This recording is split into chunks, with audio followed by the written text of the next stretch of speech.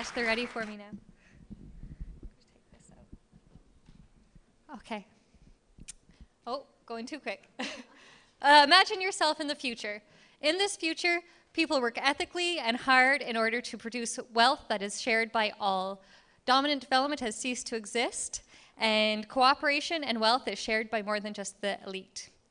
Dominant development has shifted. It has been replaced by fair wages, ethical work standards, and we continue to drink coffee and eat chocolate. Sustainable practices mean more ethically produced products and reliable products for everyone and the planet. In order to move into this future, we have to know our past. Cooperatives came out of the 18th century in England as a result of tough economic times and poor living conditions. Is it really so hard to believe that we might be able to benefit from cooperative producing today? Since that time, there have been principles which guide cooperative development in providing a service or product for a community at a competitive rate. This includes voluntary and open membership, democratic member control, and member economic participation. As well, autonomy and independence, education, training, and information about the cooperative model, cooperation amongst cooperatives so we help each other out, and a genuine concern for the community. In the past, economics provided one objective, and that was to have ever-increasing profit. But currently, with cooperatives, they balance economic need with other needs as well. This is called a triple bottom line. So you have a balance between social, environmental, and economic. Thank you. I'm sorry, I have crib sheets. So cooperatives and credit unions balance profit and social concerns. They are community-based and they strive to benefit their members while the community making a profit. It can and it is being done. Co-ops have a one member, one vote principle. This means that members have a say in how operations are run, but no one has more say than anyone else. Members can earn a return on their business, and as a result, the majority of that return stays within the community, strengthening our local economy and going back to the co-op to provide ever-increasing quality of service. Co-ops can function as a for-profit or non-profit organization, just like traditional corporations, but they're driven to benefit the community. In times of economic troubles, co-ops are more likely to be sustainable as enterprises, and in fact, here it says the survival rate is almost twice that of regular investor-owned corporations.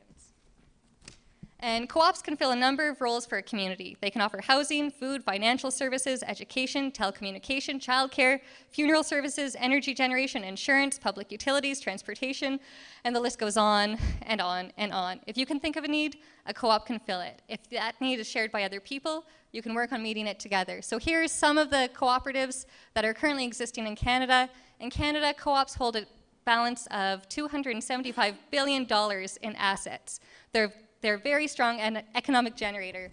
And here you have Bike Share Algoma, which is a co-op that's coming out in Sault Ste. Marie. It's something we can all be happy about. Thanks. So Bike Share Algoma will see bikes given to anyone who's interested in riding in the summer of 2011. And how are we doing this? We're doing this through community partnerships, 100% donated bicycles, and good old-fashioned elbow grease. So you'll see us on the streets in our green and yellow bicycles. Will be available through hubs across the hub trail in Sault Ste. Marie, with hub locations at the Art Gallery of Algoma, Algoma University, Sault College, and at the bus station through Scoop's Ice Cream Parlor. And bikes will be available like a library system. It will be a 24-hour loan. You can take them out, drop them off at any of the other hub locations, and it's $10 for a member to join for the summer, and through that they have a vote. They have a say in what happens with the organization, and they have control. It's a community-owned cooperative, and it will function a lot. Oh, this is a terrible image. It's supposed to be the Bixi program in Montreal. It'll function a lot like Bixi, which functions through a smart card system using an RFID tag, but instead we'll use person-to-person contact and cell phones to help distribute our bikes to the community. And we have lots of other co-ops in the Sault as well.